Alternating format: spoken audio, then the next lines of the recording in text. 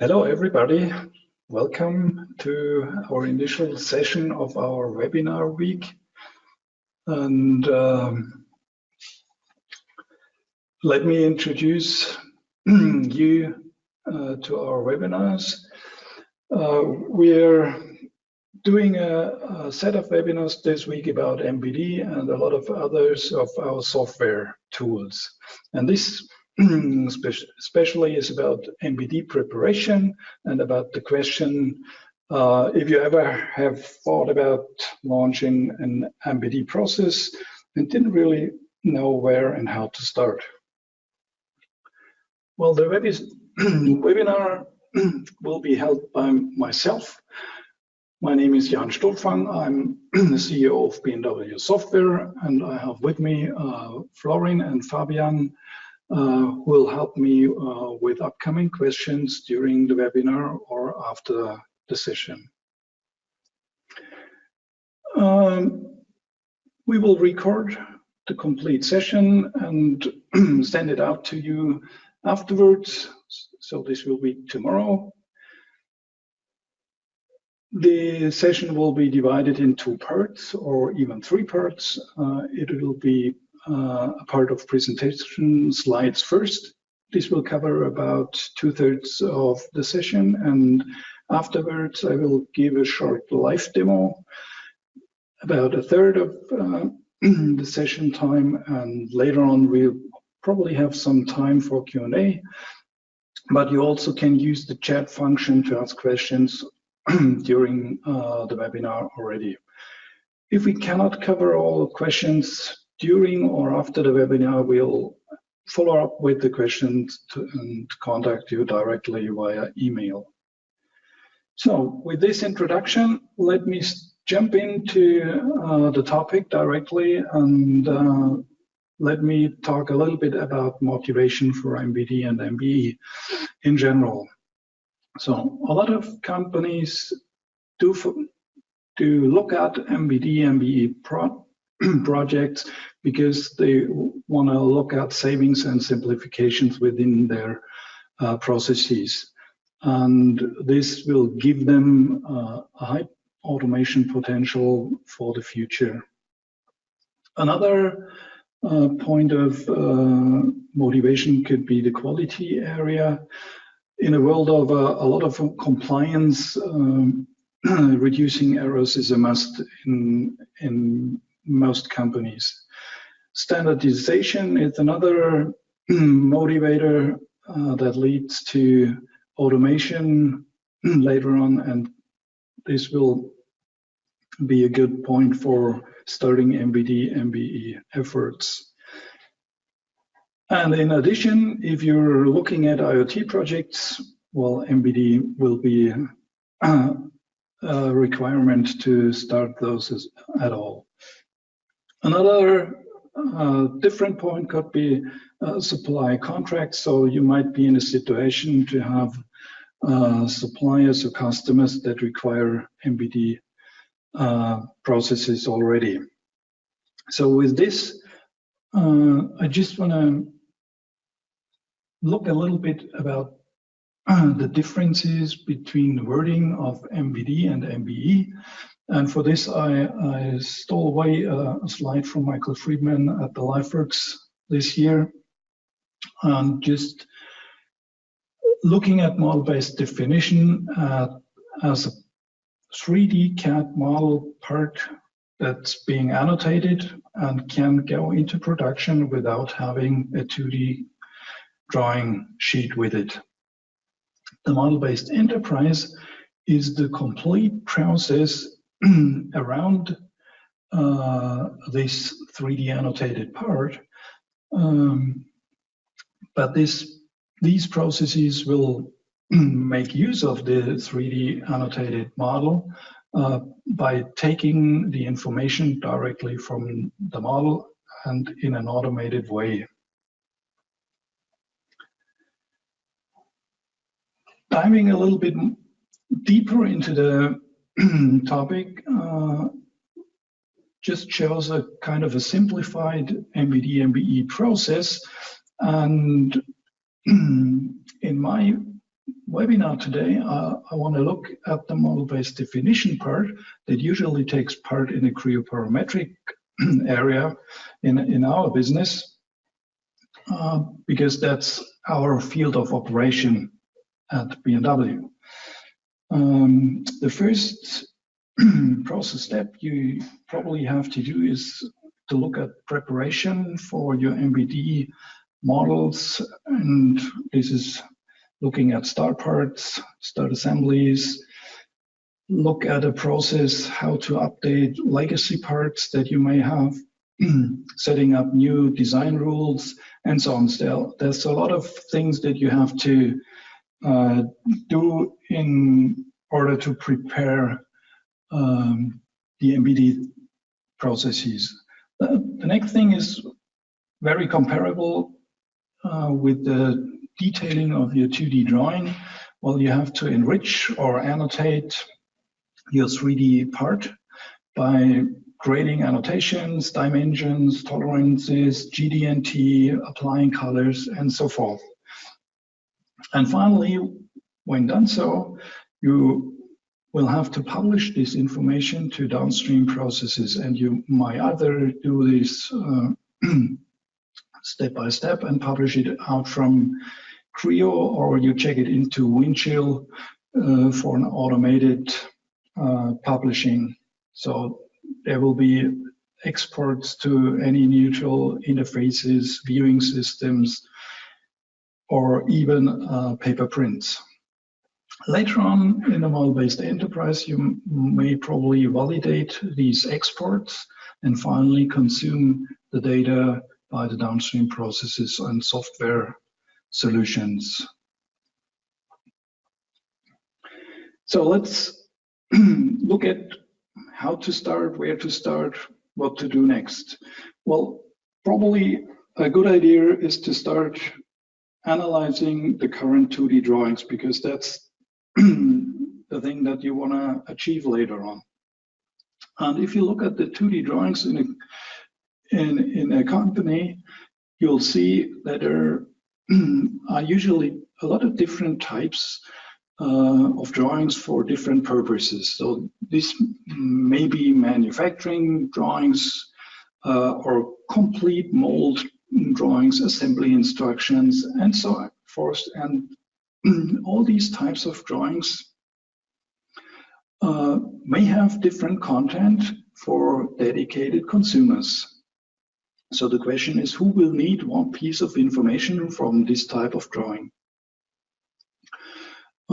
If you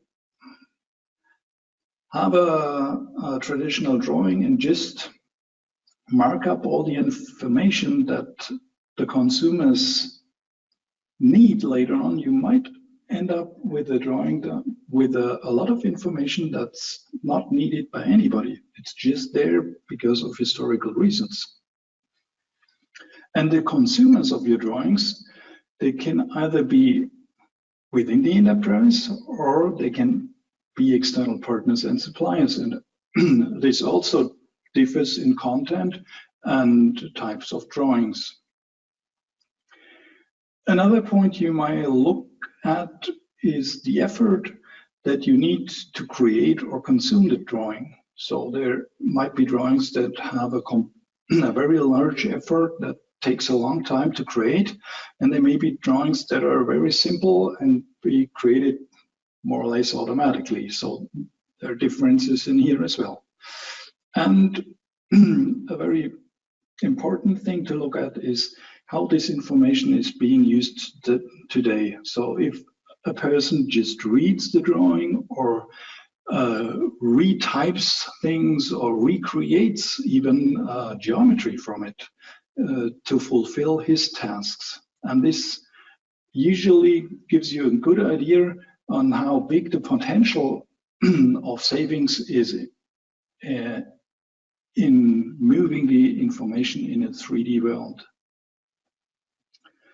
So let's look at how this might look like. So next thing after this analysis, you probably want to have an idea and kind of create a prototype for these drawing types. and transfer this information into a 3D model. So you have the geometry, well, clear. You have geometry referencing information like dimensions, datums, GD&T, surface finish, and so forth. You have unrelated informations like standard nodes, and you will have the version history, metadata, process information, and related information on the drawing. And if you just want to move this into a 3D part, it probably ends up with a construction like this. But this still looks a little bit, well, complex here. Even it's a small part here, but this need not be the only way of transferring the information. So it even could look like this for a different type of consumer. But it better doesn't look like this. So if you want to avoid having kind of this, you have to look at organizing and structuring the information in the 3D model. So that's very same idea as on a 2D drawing, where you had different views to cover all the information. And if you didn't have any space anymore, you just created another view, and so on, another sheet, another view. And in a 3D model, there's again a notion of views. In Creo Parametric, these are the combined states that can help to organize and structure the information. When creating these combined states, you may align these names per consumer or per information type. So that's just up to you how you want to handle that. But when transferring all the information, you still should think about using alternate solutions and not just recreating a 2D drawing in the 3D world, because there's a lot of possibilities that you could use, for example, colors to communicate information, like you had nodes before, or tolerances, or for example, an assembly instruction drawing, you could probably replace by a movie or video instead of just recreate it in a 3D part. And you have to look at the content that you later on want to present in a graphics area. Do your processes require a fully annotated model, or are you fine with a minimal annotated model? What would give you a lot more options to save time here as well? So let's look at the details, the views, and the cross sections moving into a 3D part.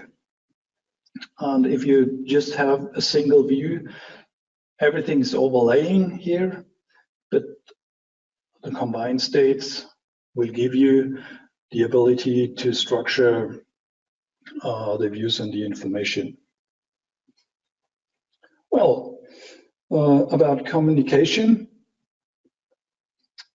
you may ask how this information will be consumed downstream, and there's a lot of options.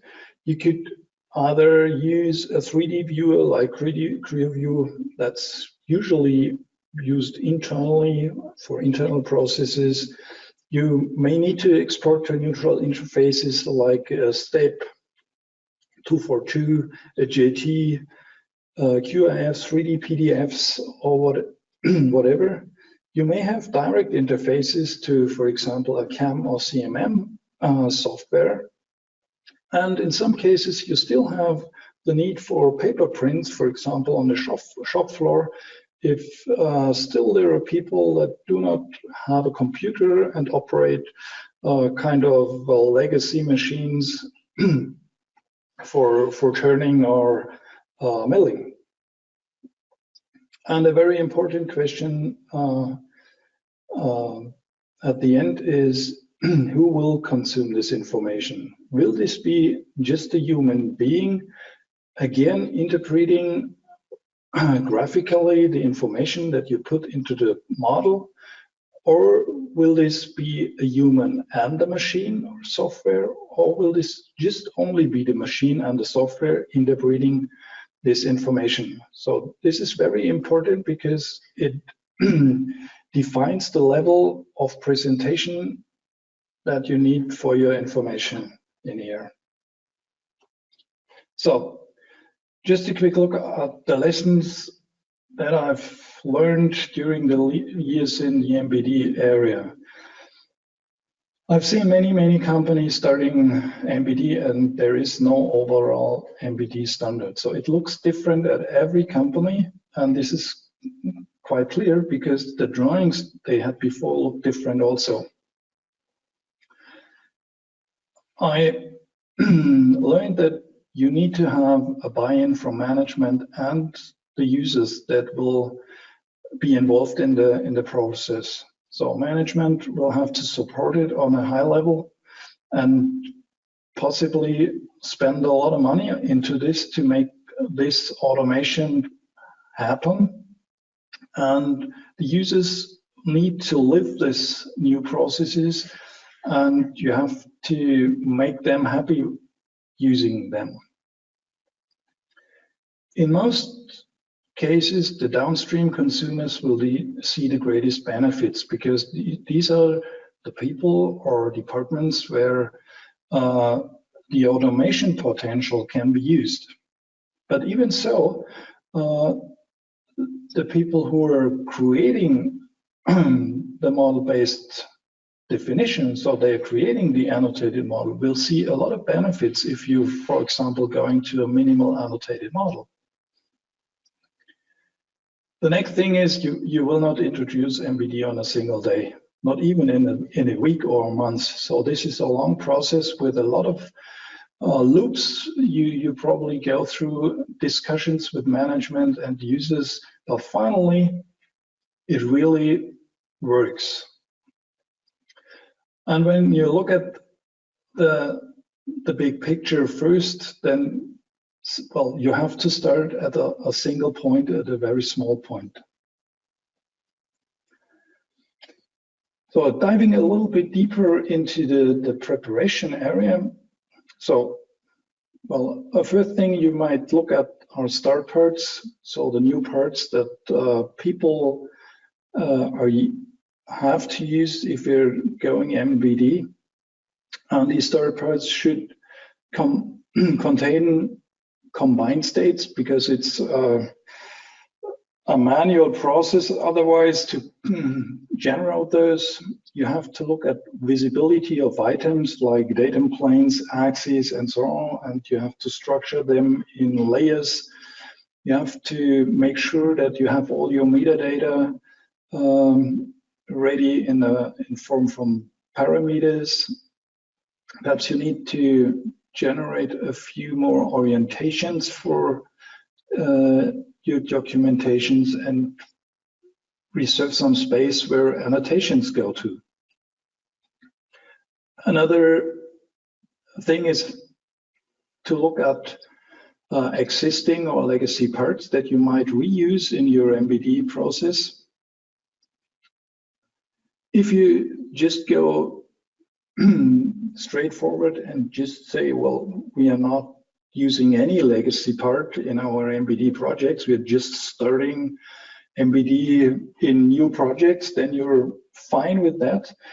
But in most cases, I saw that at least a few parts come from existing projects or standard parts that you've been using, and you may think about how to update the infrastructure, like the combined states, in these parts. If you want to do this manual or just have an automatic process for doing so. Another point I learned during the last years is it's very beneficial to have a kind of a classification parameter within the part. So, for example, this parameter value could tell, well, I'm a plastic part and I'm coming from the R&D department, or, well, I'm a mold cavity and I'm coming from tool design department.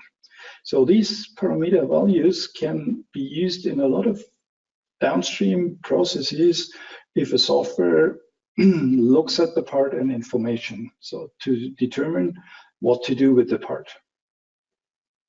And this is very simple to do, and this is a nice thing to prepare. In the area of annotating or enriching the information, well, you have to look at dimensions and tolerances.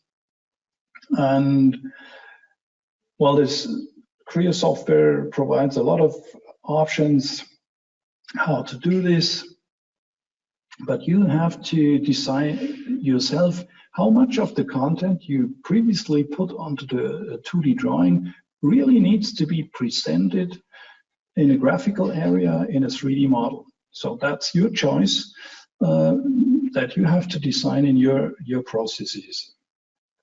And you have to look at how is this being done? Is this the same process, same look and feel how you did this in a 2D drawing before, or are there different approaches that even make this more efficient? You have to look at the nodes, the standard nodes from the 2D drawing. Where do they go to? Do they have a place in the 3D world? How to manage them? And probably you will have to look at symbols and nodes with geometry relation that you perhaps can handle the same way as you did before in the 2D drawing. And finally, a look at the publication of the information. Again, you need to look at the formats that you need to create for your consumers. And a very important question is a 2D export still necessary for any people in your process chain? Because this defines how large the presented content will be in your 3D model. Perhaps you will look at automated publishing, a windshield worker that generates a technical data package containing a step file, a 3D PDF file, viewing files, Word documents, and so on automatically. And you probably have to look at the export formats a little bit in more detail, because they do have limits so far. So a flat to screen node from Creo Parametric doesn't really have a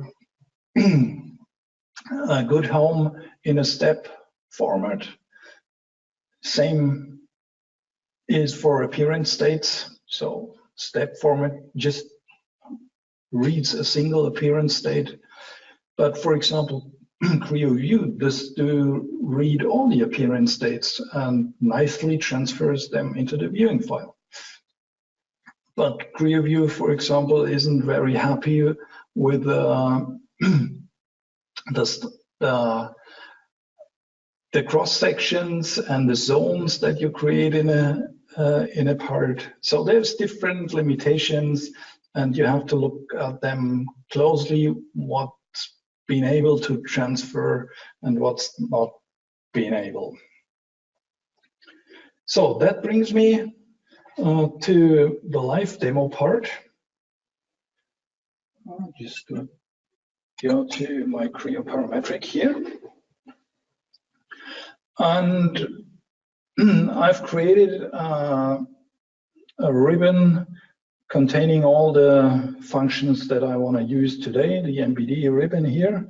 And I pulled up a regular multi-sign plate part in here, having no combined states and nothing prepared so far. So it just came out like this from the mold session. And the first thing I want to do, I want to go in here and make my part MBD ready. So, and this is what I don't want to do manually, creating a lot of orientations, layers, layer states, combined and appearance states. So I just want to have a tool that does it for me. And in this case, well, you see, this is a model. My type is TD, tool design cavity, and I just want to let the software update my parts and doing the complete thing automatically.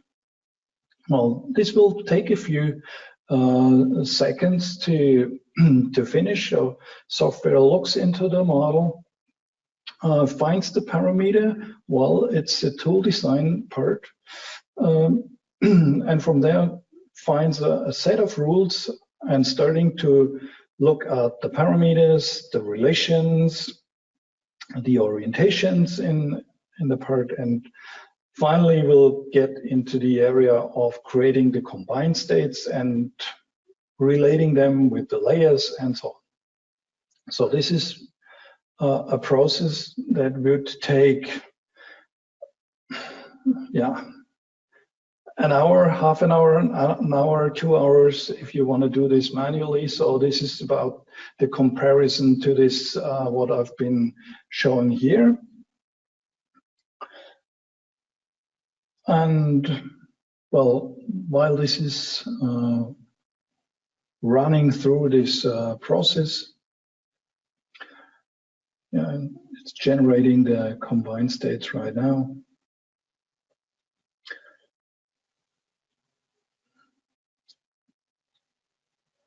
You will finally end up with a MBD ready part that's ready for downstream use. So let's just let it run through all the checks.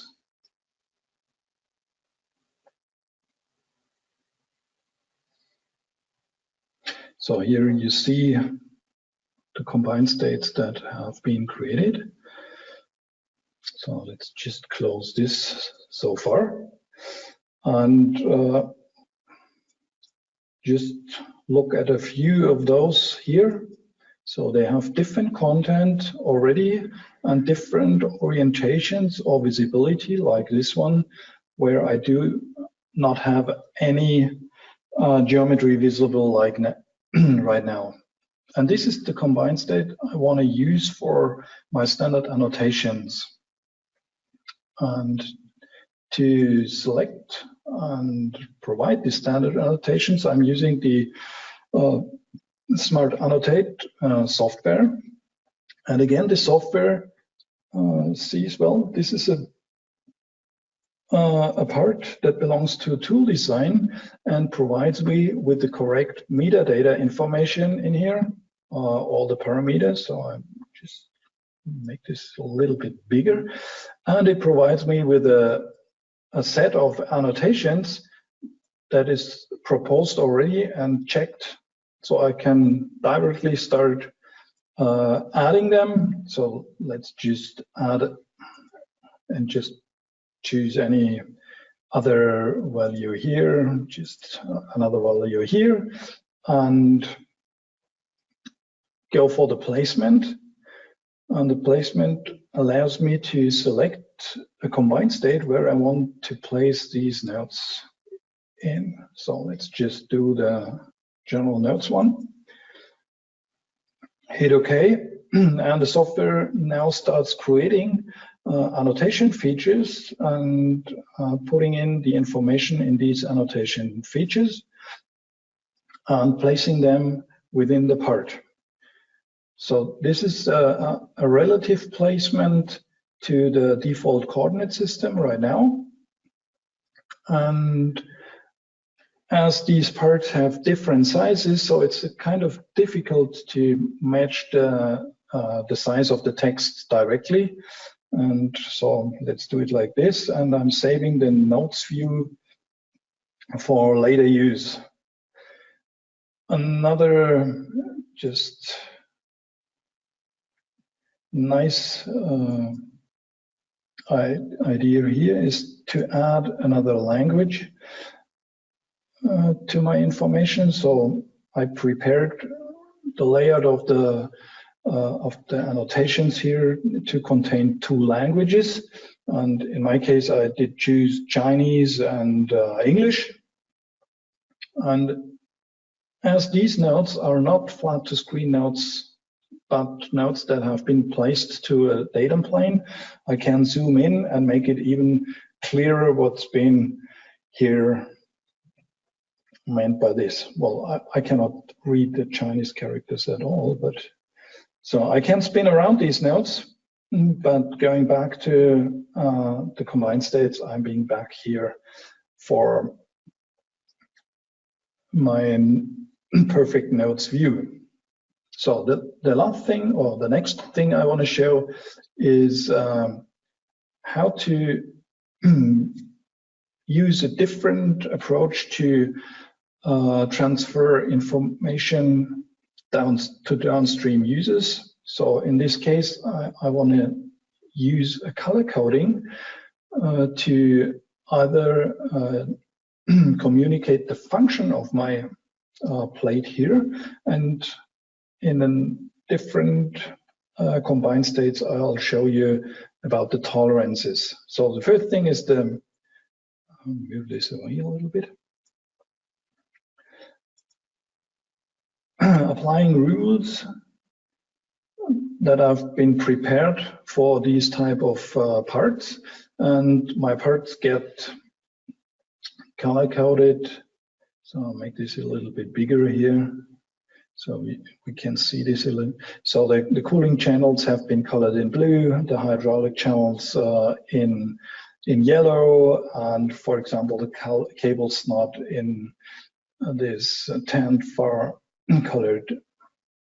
So with this, I have first color coded the model itself, but now I'm creating kind of legend symbols to let downstream users know what these colors will mean or provide on information. So creating these legend symbols, the software creates again annotation features and associates the colored surfaces to the symbols presented in the graphics area in here.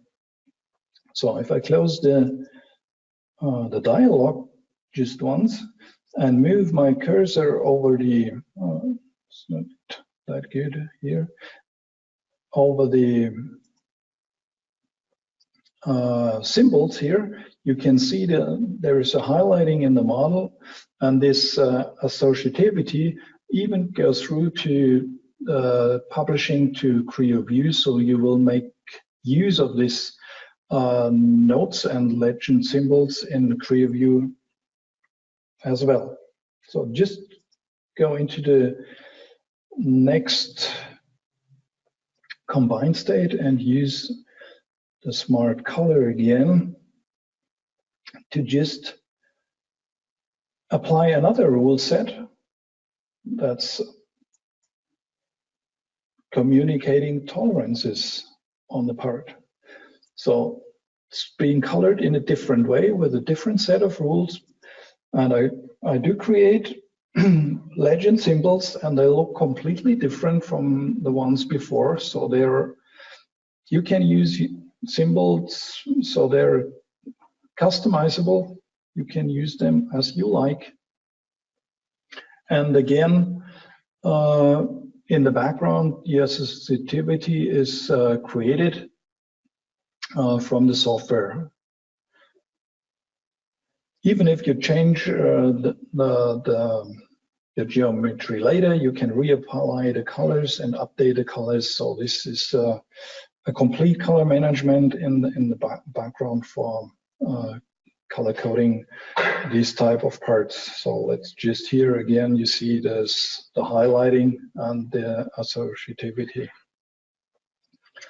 So finally, I want to show how you can use a workaround on exporting a 2D format. So the Smart 3D export brings you in a small dialog that provides again a list of the combined views, and if I want to print those, I can just select those I want to print. Hitting the start button, the 3 selected combined states will be kind of snapshotted and added to a 2D PDF file. Well, you can probably see a little bit that a Creo format is used to apply the parameters or call out the parameters. And if this software runs ready, you'll end up with a 2D PDF and just showing the selected information. So that's about the software tools in the area of MBD that you might want to try out or use. So, and this brings me back to my presentation and already to the end of the webinar.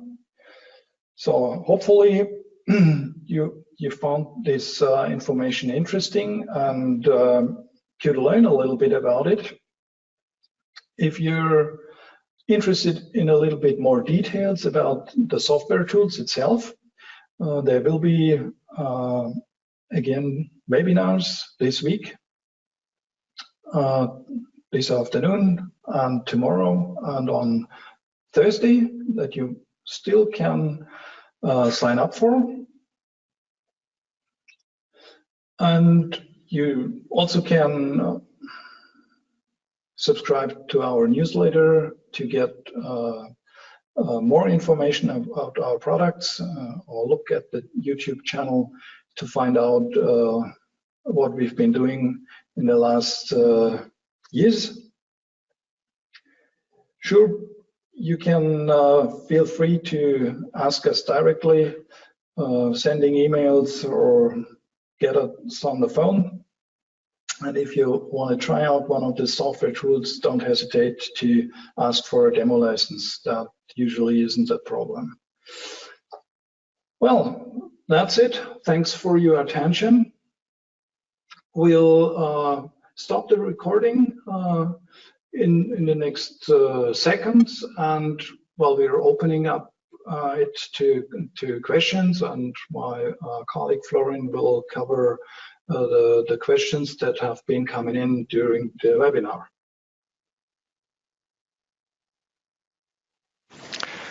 Hello, Florian Dulles here. Yes, well, we have a question here. If we have any tool that would create a BOM table inside a model, or any sort of table as annotation in the 3D model.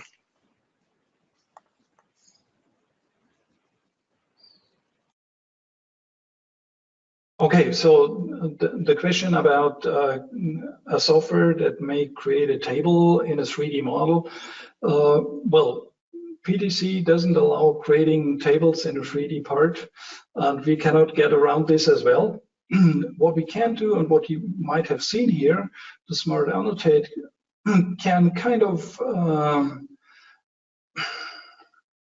synchronize or fake a table. So it's being a set of symbols that being stacked together, and you can, if you do this nicely, then Smart Annotate will be able to create kind of a table within Creo Parametric. So I hope this answers the question so far.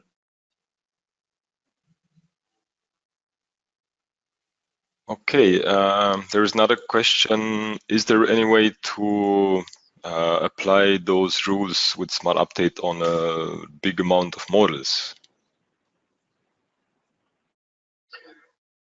Well, this question is about smart update, and if you can apply this to a large amount of models, well, yes, you can.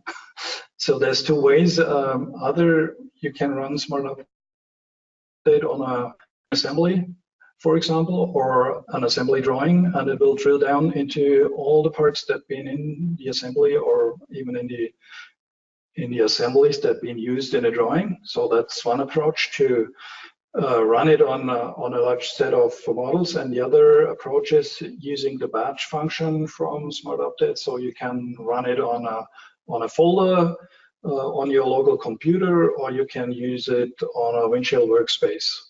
So we've not been implementing using it on a complete common space because we don't want to work into your common space with our software. So it's just a lot safer to check data out first, run Smart Update on it, and check it in later again. So, but yes, sure, you can work on multiple models.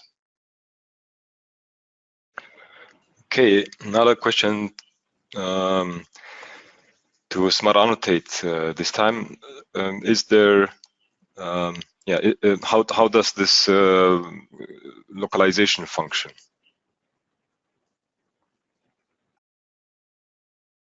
So the question is about the localization or multi-language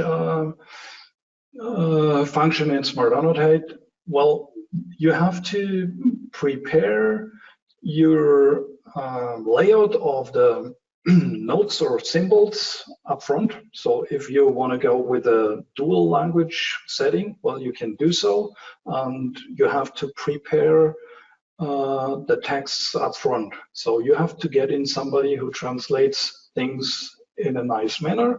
But if this is prepared, you can switch back and forth between languages, change them in the order, use another language, add another language later on. So that's all possible and very flexible and brings the information to people in other areas of the world in their local language. So a very nice feature that has been requested very often already.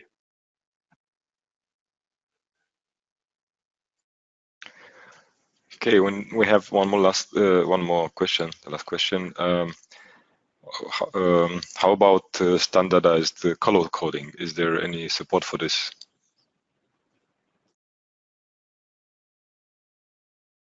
So this question is about the color coding and if there's any standards on this in here. So in most cases, we saw that companies are using their own color scheme that they have developed in the last years. But there has been an initiative from the German Committee of Manufacturing Builders. They have been coming out with a kind of a standard color table that they will distributing in the near future to all people working in the mold area and in the tool design area. So there is standardization efforts ongoing, and probably this will reach into different areas as well.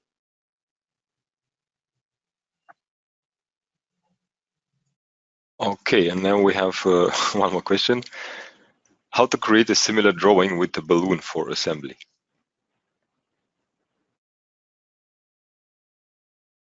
So this is a difficult question.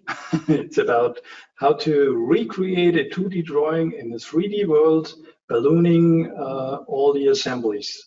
Well, this is difficult to answer because in my opinion, there is either no real need for that, either you want to print it out later on because there's so many tools and methods to find a different approach for this solution, like just using Creo View for that, gives this out of the box. Printing out you may add these symbols manually or whatever. So I'm not aware of a function that could do so. Well, there is options to do this in toolkit projects. We've been doing this on in local projects already. So if there's interest in these functions, so just send us an email so we can show you a little demo how this works in custom projects that we've been doing already.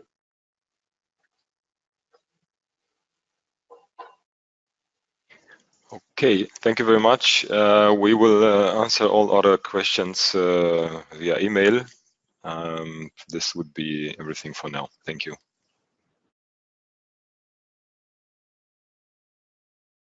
So, well, back to me, just for a short thanks for you all listening.